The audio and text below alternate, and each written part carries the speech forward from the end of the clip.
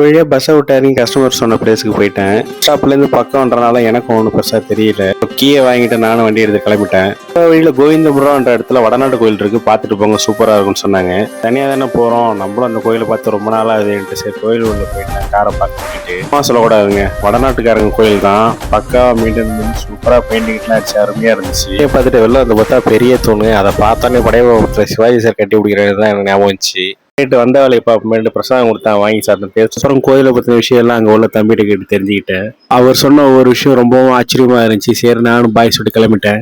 பார்த்தீங்கன்னா இங்கே ஆயிரக்கணக்கான மாடுகள் வளர்க்குறோம், நாட்டு மாடுங்க, அதுவும் வடநாட்டு மாடுங்கன்னாங்க. பார்க்கவே எல்லாம் வித்தியாசமா அழகாவே இருந்துச்சு.